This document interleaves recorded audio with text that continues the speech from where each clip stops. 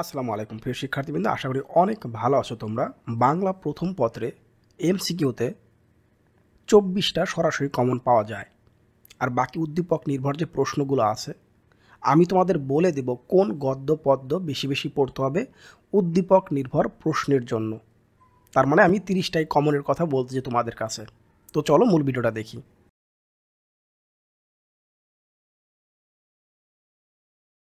সাজেশনটি সকল board, English version এবং দাখিল বা মাদ্রাসা বোর্ড সকলের জন্য প্রযোজ্য, কারণ এমনভাবেই তৈরি করা হয়েছে। মান বন্টনটা আমরা আরেকবার দেখে নেই। গদ্য থেকে 12টি আসবে, পদ্য থেকে হবে 12টি এবং উপন্যাস আর নাটক থেকে 3টি করে মোট 6টি আসবে। এটা কিন্তু একবারে ফিক্সড। এভাবেই কিন্তু মূলত পরীক্ষায় এমসিকিউগুলো চলে আসে। তার মানে 15টি গদ্য থেকে তোমার 15টি প্রশ্ন হচ্ছে না, আবার 15টি পদ্য থেকে 15টি প্রশ্ন কিন্তু হচ্ছে না। 12টি করে প্রশ্ন, 3টা গদ্য এবং 3টা পদ্য থেকে কোনো প্রশ্নই হবে না। এটা মাথায় রাখতে হবে। অনেক ক্ষেত্রে আবার একটা পদ্য থেকে বা একটা গদ্য থেকে ডাবল প্রশ্ন হয়ে যায় যদি উদ্দীপক নির্ভর প্রশ্ন দিয়ে বসে। সেই ক্ষেত্রে কিন্তু আরও কমে যাচ্ছে। তার মানে 4 থেকে 5টা গদ্য বা পদ্য থেকে কোনো প্রশ্ন হবেই না এমসিকিউতে। এখন আমি তোমাদের বিশ্লেষণ দেখাবো। গত বছর কিন্তু আমার প্রায় সর্বোচ্চ 24টা প্রশ্ন কমন ছিল। একটা গদ্য থেকে যদি আমরা 15টি করে এমসিকিউ ধরি, তারপরেও কিন্তু 225টি হয়ে যায়। সেই ক্ষেত্রে আমি 247টি এমসিকিউ দিয়েছি গদ্য অংশ থেকে। এখন আমরা দেখব হচ্ছে বিশ্লেষণ। আজকে হচ্ছে গদ্য নাম্বার হচ্ছে 7। ইতিমধ্যেও পর্ব 1 যারা দেখোনি, আমি এই ভিডিওটির প্রথম কমেন্টের লিঙ্কটা দিয়ে রাখলাম, তোমরা অবশ্যই সেটা দেখে নিবে। সেখানে গদ্য 1 থেকে 6 পর্যন্ত দেয়া হয়েছে। আমরা প্রথমে দেখতে পাচ্ছি নিম গাছ। এটা কে লিখেছেন? বনফুল। আমরা মূল বইটা বিশ্লেষণ করব। আমি নিশ্চিত এই বিশ্লেষণগুলো তুমি অন্য কোথাও পাবে না, এমনকি কোনো গাইড পুস্তক টেস্ট পেপারে তোমরা কিন্তু পাবে না। বনফুলের প্রকৃত নাম বলাইচাঁদ মুখোপাধ্যায়। তিনি 1918 সালে শনিবারের চিঠিতে ব্যঙ্গ কবিতা বা প্যারোডি লিখে সাহিত্য অঙ্গনে প্রবেশ করেন। তিনি প্রবাসী পত্রিকায় 1 পাতা 8 পাতার গল্প লিখতেন। তার গল্পগুলো আকারে ছোট অথচ বক্তব্যে তাৎপর্যপূর্ণ। বাস্তব জীবনের এবং জ্ঞান বিজ্ঞানের বিচিত্র উপাদান তার গল্পে ও উপন্যাসে, এখানে উপন্যাসে হবে, উপন্যাসে সুনিপুণভাবে প্রকাশিত হয়েছে। এই তো হয়ে গেল। তুমি দেখো আমি এখানে যেভাবে করে তার কবি পরিচিতি বা তার সম্পর্কে কিছু লিখেছি সেটা কিন্তু মূল বইয়ের সাথে প্রাসঙ্গিক, এবং মূল বইয়ের কত সালে জন্মগ্রহণ করেছেন, কত সালে মৃত্যুগ্রহণ করেছেন এগুলো পড়তে হবে না, এগুলো এখন পরীক্ষায় আসে না। খুব বেশি জোর হলে একটা এমসিকিউ আসতে পারে কত সালে জন্মগ্রহণ করেছেন বা কত সালে মৃত্যুবরণ করেছেন। তোমরা 24 সাল বা আগের যে কোনো বোর্ডের কোশ্চেন দেখো, তাহলে এখন বুঝতে পারবে। সেই আগের গদ বাধা নিয়ম ফলো করবে না বলে মৃত্যু সাল জন্ম সালে এগুলো মুখস্থ করতে হবে, একদমই দরকার নেই। আমি যতটুকু দিয়েছি ঠিক ততটুকুই। এখন আমরা এখান থেকে কিছু শব্দার্থ দেখব। অব্যর্থ, যা বিফল হবে না। শিকড়, সাংসারিক বন্ধন অর্থে এখানে ব্যবহার করা হয়েছে এই গদ্যতে, সাংসারিক বন্ধন অর্থে। শিকড় ঢয়সূণ্য হবে। অনেক দূর চলে গেছে, এইখানে আসলে বলতে বোঝানো হয়েছে বইয়ের সংসারের জালে চারদিকে আবদ্ধ হওয়াকে বোঝানো হয়েছে এইখানে। এখন আমরা দেখব যেখানে কিছু ইম্পর্টেন্ট লাইন আমরা দেখব। ইম্পর্টেন্ট লাইনের মধ্যে দেখতে পাচ্ছি আমরা, বাড়ির পিছনে আবর্জনার স্তূপের মধ্যে দাঁড়িয়ে রইল সে। এখানে আবর্জনা বলতে আসলে বোঝানো হয়েছে পারিবারিক অবহেলা। এক ঝাঁক নক্ষত্র নেমে এসেছে যেন নীল আকাশ থেকে সবুজ সাগরে, সাগর মানে সমুদ্রে বা সাগরে যেটা বোঝানো হয়। এখানে নক্ষত্র বলতে বোঝানো হয়েছে নিম গাছের ফুলের বাহারকে। গৃহকর্ম নিপুণা লক্ষ্মী বউটির ঠিক এক দশা, খুবই ইম্পর্টেন্ট একটা লাইন এই গদ্যের জন্য। বলতে বোঝানো হয়েছে নারীর অবহেলা এবং অনাদরের জীবন। আমরা এবার মূল এমসিকিউতে চলে আসলাম। দেখো এখান থেকে আমাদের মূল এমসিকিউটা শুরু হচ্ছে। প্রথমে আমরা দেখতে পাচ্ছি, প্রধান শিক্ষক বললেন তোমাদের বাড়ির আঙিনায় তুলসী অ্যালোভেরা গাছ লাগাবে, কারণ এগুলো ঔষধি গাছ। প্রধান শিক্ষকের বক্তব্যে নিম গাছ গল্পের কার প্রতিনিধিত্ব করে? এটা আমরা জানি বিজ্ঞদের। হয়ে গেল আমাদের একটা এমসিকিউ। আমরা চলে আসলাম 2 নাম্বার এমসিকিউতে। নিম গাছ গল্পে ম্যাজিক বাক্য কোনটি? এখানে ম্যাজিক বাক্য আসলে হচ্ছে এইটা, আমরা জানি এইটা হচ্ছে আমাদের ম্যাজিক বাক্য, মানে সবচেয়ে গুরুত্বপূর্ণ একটা লাইন। গৃহকর্ম নিপুণা লক্ষ্মী বউটির ঠিক এক দশা। ডেফিনেটলি কোনো একটা বোর্ড এটা সরাসরি দিবে। উপলব্ধির চেতনায় বা জীবনধারায়, তাহলে আমরা উত্তর পেলাম উপলব্ধির চেতনায় বা জীবনধারায়। কোন একটা উত্তরপত্র নিয়ে কনফিউশন থাকলে অবশ্যই তোমরা গঠনমূলক সমালোচনা করবে এবং নিচে অবশ্যই কমেন্টস করবে। মূল বইয়ের তোমরা রেফারেন্স দিলে আমি খুশি হব, বলে হ্যাঁ এত নাম্বার পেজে এটার উত্তর এইভাবে দেওয়া আছে, আমি খুবই খুশি হব। তোমাদের সহযোগিতা আমি কামনা করি। যা হোক, নিম গাছের দিকে মুগ্ধ দৃষ্টিতে কে চেয়ে রইল, এটা হবে কবি। তাহলে দেখতে পাচ্ছি এটা হচ্ছে কবি তাকিয়ে রইল। ওদের বাড়ির গৃহকর্ম নিপুণা লক্ষ্মী বউটি ঠিক এক দশা দেখো, 3বার পড়ে ফেলাম একটা লাইন। এখানে অবহেলিত, যত্নাকাঙ্ক্ষী, এই দুটোই হচ্ছে। তাহলে আমাদের উত্তর দেখতে পাচ্ছি আমরা এখানে দেখতে পাচ্ছ অবহেলিত, এই অংশটা আমাদের বেশি করে বলা হয়েছে। 2 নাম্বারটা উত্তর মনে হতে পারে বলে যত্নাকাঙ্ক্ষী, এটা উত্তর হিসেবে কিন্তু নেওয়া যেতে পারে। যা হোক, দেখতে পাচ্ছি এখানে যেহেতু ক, তার মানে উত্তর 1 আর 2 না দিয়ে শুধু 1 দেওয়া হয়েছে। তোমরা সঠিক উত্তরটা একবার চেক করে নিতে পারো, যেহেতু বোর্ড কোশ্চেন। আচ্ছা, তুমি সুন্দর তাই চেয়ে থাকি প্রিয়, সে কি মোর অপরাধ। উদ্দীপকের বাবার্থ নিম গাছ গল্পের কোন চরিত্রের প্রকাশ পেয়েছে, এটা হবে হচ্ছে কবির। উক্ত সাদৃশ্যের কারণ কি? সাদৃশ্যের কারণ হচ্ছে রূপের প্রশংসা করা হয়েছে। অবশ্যই রূপের প্রশংসা করা হয়েছে, বলা হয়েছে এখানে, তো এটা ছিল কবি। নিচের উদ্দীপকটি পড়ে দেখতে পাচ্ছি আমরা সন্তানহীনা বিধবা আয়াতুন বিবির পোড়া ভিটা পাহারা দিতেই বুড়ো হয়েছে পোষা কুকুর ভুলু, মানে ভুলু নামে একটা কুকুরের কথা বলা হয়েছে।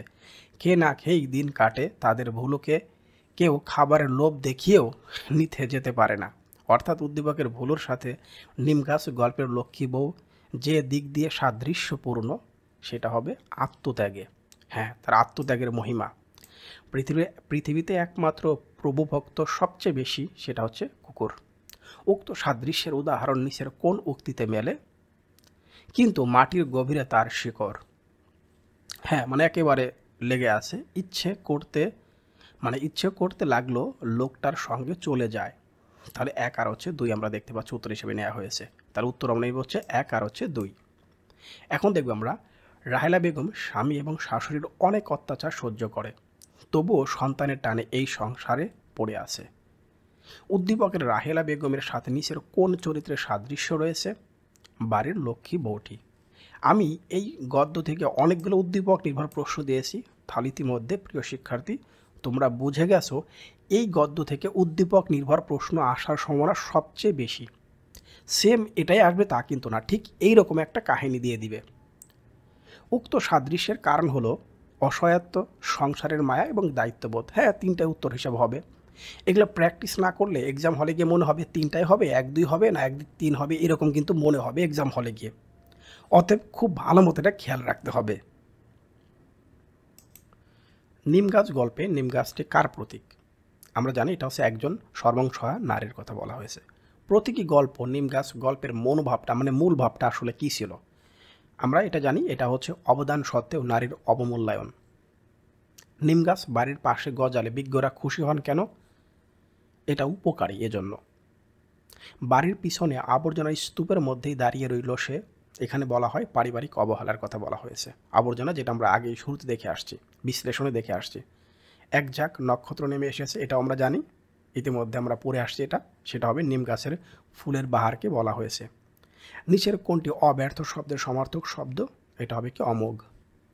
আমরা উপেক্ষিত শক্তির উদ্বোধন, এটা দেখব কাজী ইসলামের। এখানে কোনো ব্যাখ্যা আমি দেইনি। তাহলে প্রিয় শিক্ষার্থী, আমরা এখন এই এমসিকিউগুলো পড়ার আগে আমরা তোমরা ছোট্ট করে দেখে আসো আমার কোন কোর্সগুলো চালু আছে, সেটা তোমরা দেখে আসতে পারো। চাইলে এটা মিস করতেও পারো, সমস্যা নেই। তবে আমার কোন কোর্সের মূল্য কতটুকু সেটা তোমরা কিন্তু জানতে পারবে। চাইলে জয়েন করতেই পারো। 10 তারিখের আগে যদি জয়েন করো তাহলে ভালো একটা ডিসকাউন্ট তোমরা পাচ্ছ। গণিতে পাশ করতে চাই, মাত্র 12টি সৃজনশীল প্রশ্ন করলেই হবে এবং পাশে হচ্ছে মাত্র 3টা রেকর্ডের ক্লাসে দেখলেই হবে। গণিতে 100 পেতে চাই, তাহলে 54টি সৃজনশীল প্রশ্ন, সাথে থাকবে হচ্ছে 199টি এমসিকিউ। এর বাইরে একটাও করার প্রয়োজন নেই, মূল বইটাও আর করতে হবে না, যেভাবে আমি সাজেশনটি সাজিয়েছি। সকল বিষয়ের পিডিএফ সাজেশন তোমরা পাবে। আজকে দেখবে, যেহেতু আজকে তোমরা এই ভিডিওটি দেখতেছো, প্রত্যেকটা ভিডিওর সাথে এখন তার লিঙ্ক আকারে থাকবে। এখন পর্যন্ত 578 জন শিক্ষার্থী পিডিএফ সাজেশন এবং হচ্ছে গণিত কোর্সটি ক্রয় করে ফেলেছে। এখানে প্রায় 50 জনের মতো টিচার আছে যারা এটা ক্রয় করেছেন। টিচার আলহামদুলিল্লাহ প্রায় সকল বোর্ডের সমস্ত ডিস্ট্রিক্টেই আমার শিক্ষার্থী এবং আমার প্রিয় সহযোদ্ধারা আছেন। আলহামদুলিল্লাহ বিষয়গুলো 100% কমনের কথা বলতেছি কেন? প্রশ্ন কমন দেওয়ার দায়িত্ব হচ্ছে আমার, আর বাকিটুকু আপনি করবেন। প্রশ্ন কমন নিয়ে বিন্দু মাত্র সন্দেহ থাকবে না। আমি আবারও বলতেছি, যদি আপনি সাজেশনটি ক্রয় করতে চান যে কোনো বিষয়ের, শুধুমাত্র গণিত স্পেশাল রেকর্ডেড ক্লাসগুলো আপনি পাবেন, যেহেতু গণিত একবার কোর্স আকারে আপনি পাচ্ছেন। স্পেশাল গণিতে কী থাকবে সেটা একটু বলে দিই। সৃজনশীল 54টি আগেই বলে দিয়েছি, আর এখানে মিনিমাম 8টা সৃজনশীল প্রশ্ন পরীক্ষায় কমন পাবেন, আর এমসিকিউ 199টি, উত্তর ব্যাখ্যা সহ সৃজনশীল উত্তর ব্যাখ্যা সহ রেকর্ডেড ক্লাস থাকবে। এবং আবারও দেখতে পাচ্ছেন একটা জ্যামিতির স্পেশাল শিট থাকবে। এই জ্যামিতি শিটটা পড়ার পর যদি জ্যামিতি উপপাদ্য না বোঝো বা না করতে পারো তাহলে এটা পাপ হবে। 131টি স্কুলের প্রশ্ন বিশ্লেষণ করে সেখান থেকে 70টি স্কুলের লিস্ট তোমাদের দিয়ে দেবো, তুমি চাইলে সেটা করতে পারো, নাও করতে পারো, অ্যাজ এ উইশ। একইভাবে উচ্চতর গণিত, এরপরে সকল বিভাগের মধ্যে বাংলা প্রথম পত্র, দ্বিতীয় পত্র, ইংরেজি প্রথম দ্বিতীয় পত্র এবং কমন সাবজেক্টগুলো 3টে একত্রে নিলে কী হবে, বিজ্ঞান বিভাগের বিষয়গুলো আছে, ব্যবসায় শিক্ষার বিষয়গুলো আছে, মানবিক বিভাগ, সব বিভাগের সবগুলো সাবজেক্ট রয়েছে। আমি দেখতে পাচ্ছি বিজ্ঞানের যদি সবগুলো সাবজেক্ট আমি নিতে চাই, মোট 13টি সাবজেক্ট, অনেকগুলো সাবজেক্ট কিন্তু প্রিয় শিক্ষার্থী, 5100 টাকা। প্রত্যেকটা সাবজেক্টই সিঙ্গেলভাবে মাত্র 510 টাকা করে। শুধুমাত্র ম্যাথমেটিক্স মানে জেনারেল ম্যাথটাই হচ্ছে 1020 টাকা। ব্যবসায় শিক্ষায় 12টি সাবজেক্ট 4880 টাকা। মানবিক বিভাগের ক্ষেত্রেও সেম। আবারও বলছি, প্রশ্ন কমন তো এটা 100%। এখানে তোমরা দুটো নাম্বার দেখতে পাচ্ছ, এখানে বিকাশ যে নাম্বারটা দেখতে পাচ্ছ এই নাম্বারটা কিন্তু আমার হোয়াটসঅ্যাপ করা আছে, তোমরা এখানে নক করতে পারো।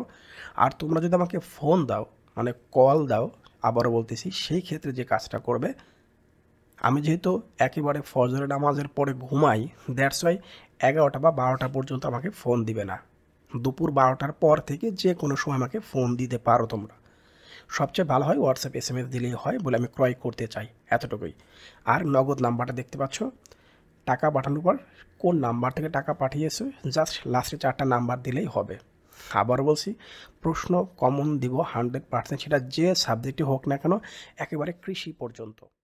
উপেক্ষিত শক্তির উদ্বোধন প্রবন্ধে ছোটলোক সম্প্রদায় আমাদের দেশের কত আনা, এটা হচ্ছে 10 আনা। আমাদের দেশে জনশক্তি বা গণতন্ত্র গঠিত না হওয়ার কারণটা কি? এটা হবে হচ্ছে শ্রমজীবীদের উপেক্ষা করা, মানে অবহেলা করা। উপেক্ষিত শক্তির উদ্বোধন প্রবন্ধ মতে আজ আমাদের এত অধপতনের কারণটা কি? সেটা হচ্ছে মেহনতি মানে শ্রমজীবী মানুষের প্রতি অবহেলা। একই কথা বলা হচ্ছে বারবার।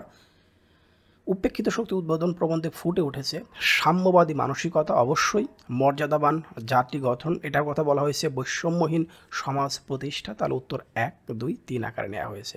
এরপর আমরা দেখতে পাচ্ছি হচ্ছে আজ আমাদের সেই শক্তিকে বলিলে চলবে না, বলতে বোঝানো হয়েছে সভ্যতার উন্নয়নে প্রাকৃত জনের অবদান, এটা সঠিক। দেশ গঠনে আমজনতার প্রয়োজনীয়তা, জাতি গঠনে সাধারণ মানুষের গুরুত্ব। তাহা হইলে আজ তাহাকে কেউ মানিত, তাকে মানার কারণটা কী ছিল? এটা ছিল আভিজাত্য গৌরব না থাকায়। রাজবন্দির জবানবন্দি কোন জাতীয় রচনা? এটা আসলে হবে হচ্ছে প্রবন্ধ। তাহলে রাজবন্দির জবানবন্দি এটা হবে আসলে প্রবন্ধ, দেখতে পাচ্ছি আমরা। শত বৎসর ধরে প্রাণপণে চেষ্টা সত্ত্বেও আমাদের জনশক্তিতে উদ্বুদ্ধ করতে ব্যর্থ হওয়ার কারণটা কি? সেটা ছিল হচ্ছে ছোট লোকদের প্রতি অনুদান মনোভাব। আমরা তাহাদিগকে উপেক্ষা করিতে আসিতেছি।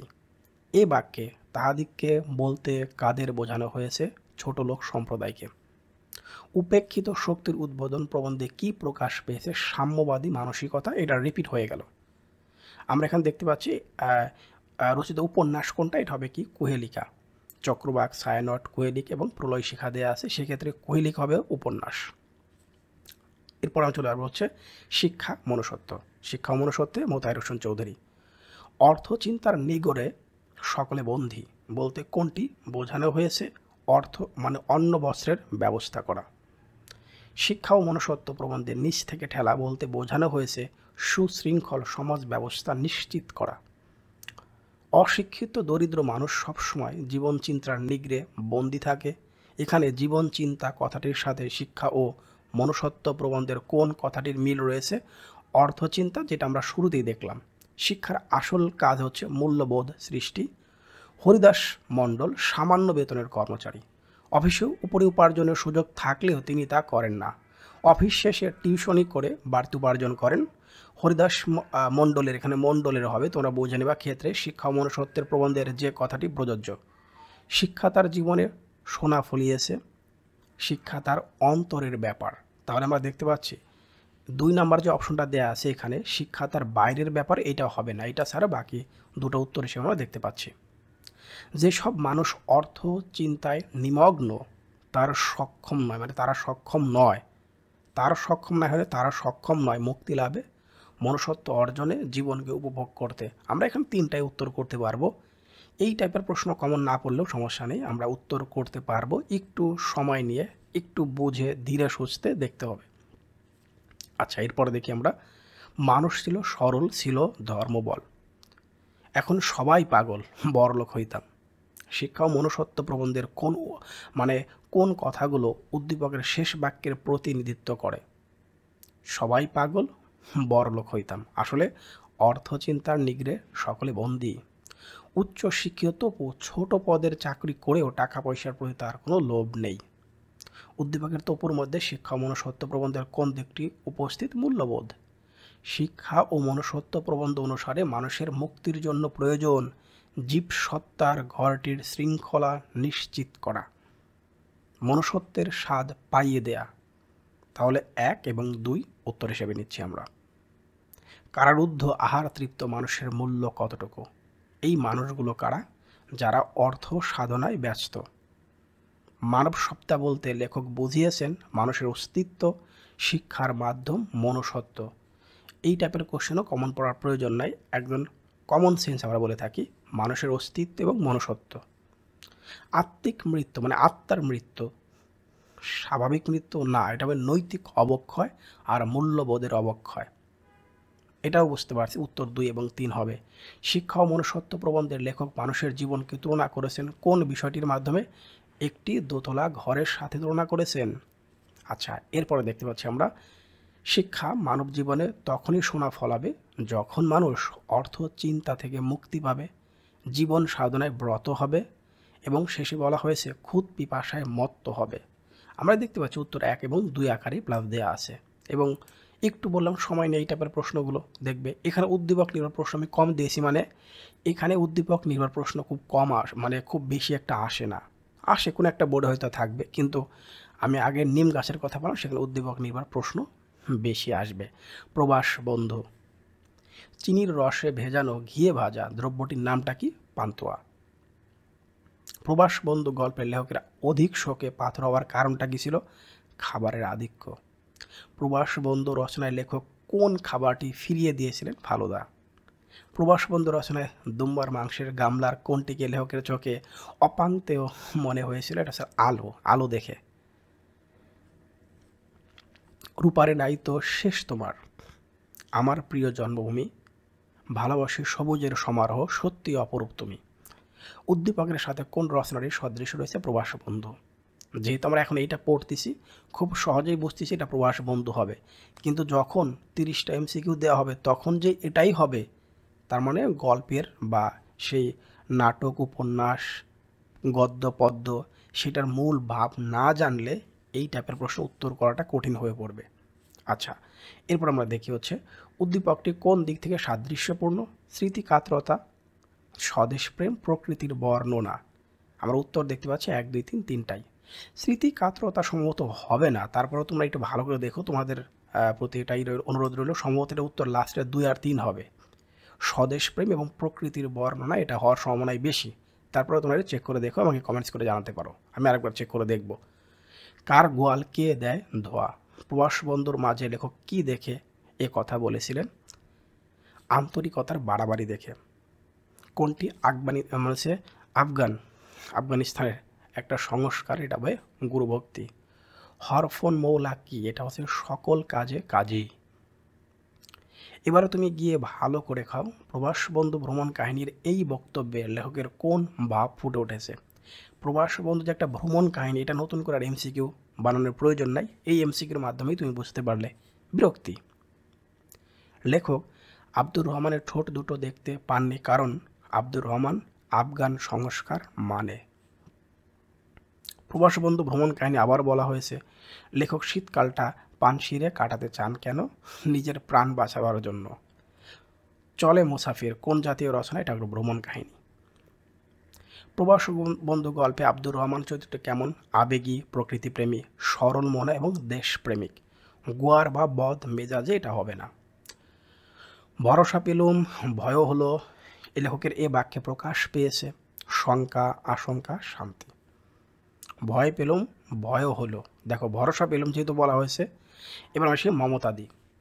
মমতাদির নিঃসংকোচ আবেদন বলতে কোন আবেদনকে বোঝানো হয়েছে? সংকোচহীন। দৈন্য যদি আসে আসুক, লজ্জা কি বা তাহে, মাথা উঁচু রাখিস। এ কথার প্রতিফলন দেখা যায় কোন চরিত্রের মাধ্যমে? এই দেখো বললাম, বলে আমি যদি একটা গল্প, গদ্য, নাটক, উপন্যাস যাই বলি না কেন, পদ্য যেটাই হোক না কেন, এই টাইপের প্রশ্ন আসলে যদি সেই গদ্য পদ্যের মূল ভাবটা আমি না জানি, তাহলে কাঙালির মা, সুভার মা, সর্বং জয়ানা, মমতা দিয়ে কার কথা বলা হচ্ছে এটা বুঝতে তখন পরীক্ষা হলে হিমশিম খেতে হবে। কারণ এক্সাম হলে যখন বসছো তখন একটা মাথায় চিন্তা থাকে। মমতাদি হয়তো বেতন আশা করেছিলেন 12 টাকা, মাইনে 15 টাকা শুনে মমতাদির দু চোখ জল এলো কেন? কৃতজ্ঞতায়, কারণ সে প্রত্যাশার চেয়ে প্রাপ্তিটা বেশি। এখন দেখি, সে যেন মায়াময়ী মানবী। মমতাদির সম্পর্কে লেখকের এ মন্তব্যের কারণ হলো মমতাদির মৌনতা, লৌকিকতা তো তার মধ্যে ছিলই না, তাহলে উত্তর বুঝতেই পারছি 1 আর 3 হবে। মা যদি বলতেন খোকা উঠে আয়, তবে পরদিন থেকে সে আর আসতো না। মমতাদির না আসার কারণ হতে পারে চক্ষু লজ্জা, শুধু এইটা ছাড়া দেখতে পাচ্ছি অপমানিত বোধ করা, আত্মসম্মান বোধ। দেখে মনে হয় 3টাই হবে।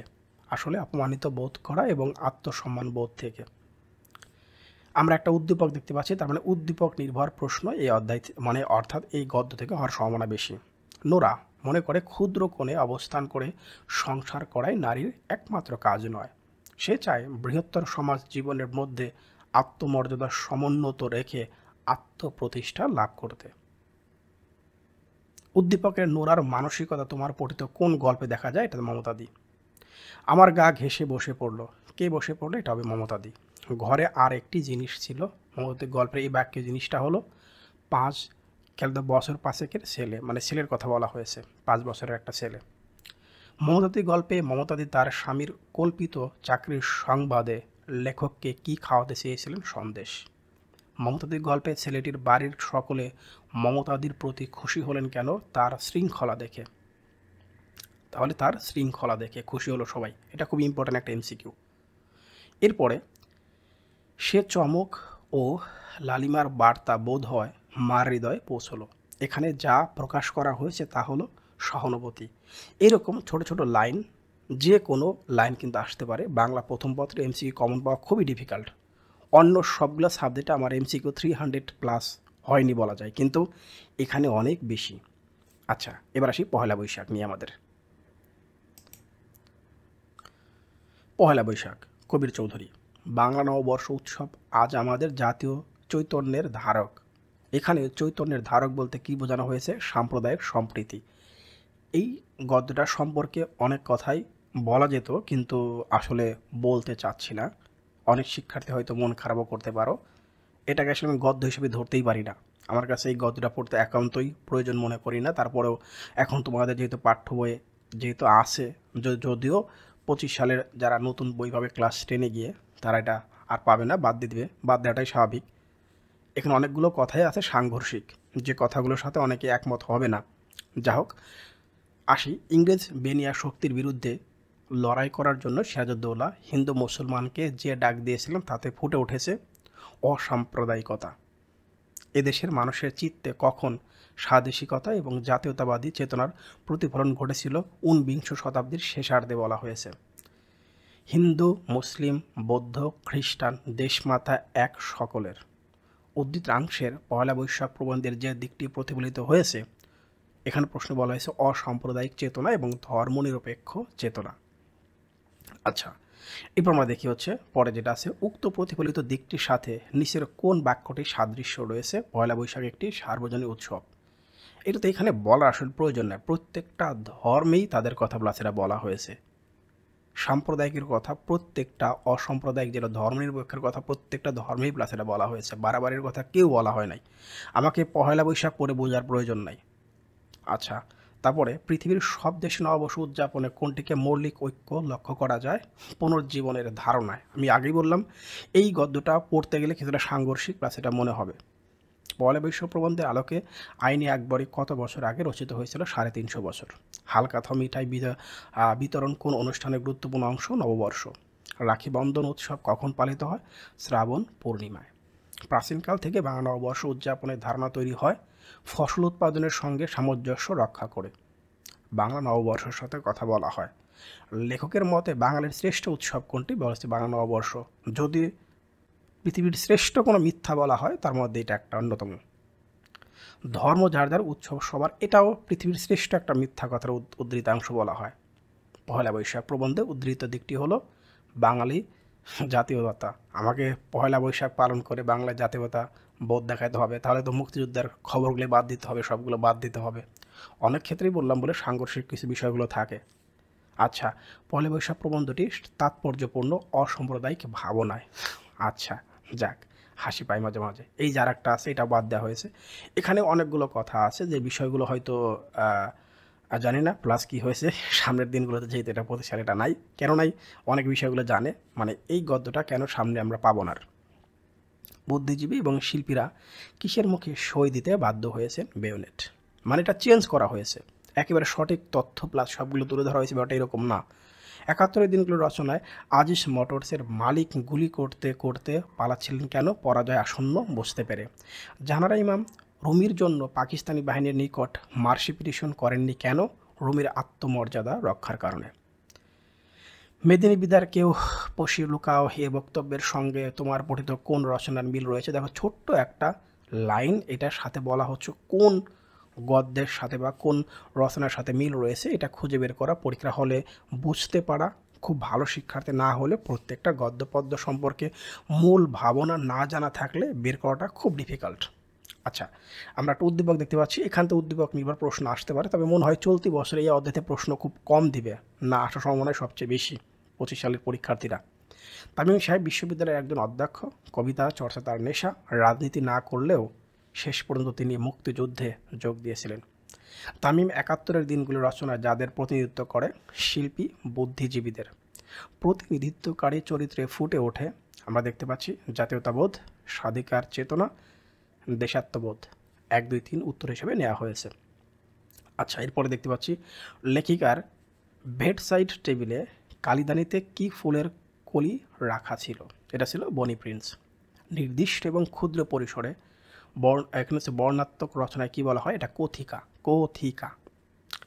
1971 সালের 16 ডিসেম্বর কী বার ছিল? বৃহস্পতিবার। এটা ইম্পর্টেন্ট, পরীক্ষায় আসে, এটা খুব ইম্পর্টেন্ট একটা এমসিকিউ, তোমরা ভালো মতো দেখবে।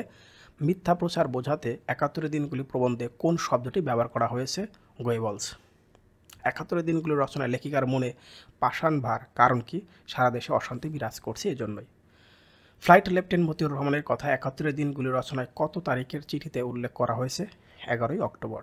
সাহিত্যের এবার রূপ আর হচ্ছে রীতি, হায়াত মাহমুদ। সাহিত্যের চিরন্তন উদ্দেশ্য কি? সৌন্দর্য সৃষ্টি। আসলে সাহিত্যের প্রধান লক্ষণটা কি? সৃজনশীলতা। আচ্ছা, এরপরে প্রধান লক্ষণ এবং চিরন্তন উদ্দেশ্য একটু বুঝে নিবা তোমরা, একই কথা কিন্তু মনে হবে, কিন্তু উত্তর ভিন্ন। কোন শ্রেণীর নাটক দর্শক হৃদয়ে ভয় এবং করুণা প্রশমিত করে করুণ রসের আবেদন সৃষ্টি করে বা আনন্দ সৃষ্টি করে? ট্র্যাজেডি। আমরা এখন এটা দেখতেই পছন্দ করি। আমাদের মধ্যে এখন আরেকটা ভাব চলে আসে, কি? থ্রিলার ভাব। থ্রিলার যে কোনো কিছু আমাদেরকে এখন ভালো লাগে, টান টান উত্তেজনা থাকবে। সাহিত্যের কোন শাখা সর্বাধিক পঠিত? উপন্যাস। ও থ্রিলার বিষয়গুলো আমার কাছে পছন্দ নেই, এই জন্য তোমাদের একটু বললাম আর কি, অনেকের ভালো নাও লাগতে পারে। উপন্যাসে উপস্থিত কাহিনীকে কি বলা হয়? এটা হচ্ছে আখ্যান ভাগ। ওকে, পরে মহাকাব্যের মূল লক্ষ্যটা কি? এটা হবে গল্প বলা। মহাকাব্যের মূল লক্ষ্য হচ্ছে গল্প বলা, এখানে বলা হয়েছে। নাটকের সচরাচর কয়টি অংশে বিভক্ত করা হয়? এখানে 5টির কথা বলা হয়েছে। আমি আগে বললাম উত্তরপত্র নিয়ে কনফিউশন থাকলে অবশ্যই মূল বই রেফারেন্স দিয়ে আমাকে মন্তব্য করবে, তোমরা কমেন্টস করবে। আর ভিডিওতে লাইক দিতে ভুলবে না। দেখো, তুমি এখনও এই ভিডিওতে লাইক করো নি, আমি 92 নাম্বার পর্যন্ত এমসিকিউ চলে আসছি। নেক্সট, পরের কোশ্চেন চাইলে কমেন্টসে করতে পারো। আর আমার এফবি পেজ যেটা দেওয়া আছে, তোমরা যেখানে এফবি পেজটা যদি দেখে থাকো অবশ্যই পেজটা ফলো দিয়ে রাখবে। আর আমার এফবি ইউটিউব চ্যানেল যেটা দেখতেছো তোমরা, RS মেথড বা SSC HSC BD, সাবস্ক্রাইব করে রাখতে পারো পরবর্তী সাজেশন পাওয়ার জন্য। কাহিনীর বিষয়বস্তু এবং পরিণতির দিক থেকে বিচার করলে নাটক প্রধানত হবে 3 প্রকার। ইংরেজি ভাষায় ছোট গল্পের জনক হিসেবে বিবেচনা করা হয় কাকে? এটা হচ্ছে এডগার অ্যালান পো। সাহিত্যের কোন শাখার সঙ্গে রঙ্গমঞ্চ বিষয়টি জড়িত? নাটক। সাহিত্যের শাখাগুলোর মধ্যে সর্বকনিষ্ঠ কোনটি? এটা হচ্ছে ছোট গল্প। নাটকের চরিত্রগুলো কিসের ভেতর দিয়ে মুখর হয়? এটা হচ্ছে সংলাপ দিয়ে। বাংলা সাহিত্যের সর্বাপেক্ষা প্রাচীন শাখা কোনটি? কাব্য বা কবিতা। আচ্ছা, এরপরে দেখব আমরা হচ্ছে বিশ্ব সাহিত্যে কোনটি সর্বাপেক্ষা প্রাচীন? এটা হবে নাটক। মহাকাব্যের মূল লক্ষ্যটা কী ছিল? গল্প বলা, যেটা রিপিট হয়ে গেল। বাংলা নাট্য সাহিত্যের যুগস্রষ্টাকে? এটা হচ্ছে দীনবন্ধু মিত্র। আমরা সর্বশেষ চলে আসলাম নিয়তি। তাহলে আমরা চলে আসলাম একবার শেষের দিকে। নিয়তি হুমায়ুন আহমেদ। 3 ভাই বোন কোথায় বসে রোদ মাখে? এটা হচ্ছে মন্দিরের চাতালে। হুমায়ুন আহমেদ নির্মিত চলচ্চিত্র কোনটি? আগুনের পরশমণি। আমার অনেকবার দেখা, খুবই ভালো লাগে এটা দেখতে। এটা দেখলে মনে হয় মানে যুদ্ধের আসলে ফিল করা যায়। আগুনের পরশমণি এই মুভিটি তোমরা চাইলে একবার দেখে নিতে পারো, ইউটিউবে কিন্তু এটা মানে ফ্রিতেই আমরা দেখতে পারি। অবশ্যই খুব ভালো একটা, এবং এটা দেখে কেন যেন মনে হয় হ্যাঁ যুদ্ধ মানে চারদিকে হচ্ছে, এরকম টান টান উত্তেজনা কিছুটা মনে হয়। নিচের আর কোনো আবার যে ওরা 11 জন, এটা দেখেছিলাম। ওরা 11 জন এবং আগুনের পরশমণি আমার দেখা মুক্তিযুদ্ধ নিয়ে কোনো যদি মুভি থাকে এই দুটি আমার কাছে ভালো লেগেছে এখন পর্যন্ত। অন্য অনেক মুক্তিযুদ্ধ নিয়েই বাংলাদেশি মুভি হয়েছে, কিন্তু আমার খুব একটা পছন্দ হয়নি। বাট এই দুটি মুভি আমার কাছে ভালো লেগেছিল, স্পেশালি আগুনের পরশমণি বেশি ভালো লেগেছিল। নিচের কোন বৈশিষ্ট্যটি নিয়তি গল্পের বেঙ্গল টাইগারের নয়? এটা হবে অল্প বয়স, মজবুত শরীর। নিয়তি গল্পের লেখকের কোন সময়ের স্মৃতি উঠে এসেছে? এটা হচ্ছে শৈশব। ওকে, শৈশবের কথা বলা হলো। নিয়তি গল্পের মহারাজার কি দেখে মুগ্ধ হতে হয়? এটা হচ্ছে রুচি। নিয়তি গল্প থেকে আমরা যা শিখতে পারি: প্রাণীর প্রতি সংবেদনশীলতা, কুকুর প্রভক্ত প্রাণী, প্রকৃতির সবাই পরস্পর নির্ভরশীল। নিয়তি গল্পের উল্লেখিত কোন জ্বর নিয়মিত আসে? এটা হচ্ছে ম্যালেরিয়া। তাহলে ম্যালেরিয়া জ্বরটা নিয়মিত আসে। নিয়তি গল্পের লেখক আনন্দ এবং আতঙ্কে শিউরে উঠতেন বনের বিচিত্র শব্দ শুনে। নিয়তি গল্পে মহারাজার বাড়ি কি দেখে তার রুচির পরিচয় মেলে? বিচিত্র বইয়ের সমাহার, অনেক রকমের বই আছে তার। তথ্যক, এটা হচ্ছে শব্দের অর্থ হচ্ছে এক ধরনের বিষধর সাপ। এক ধরনের বিষধর সাপ বলা হয়েছে।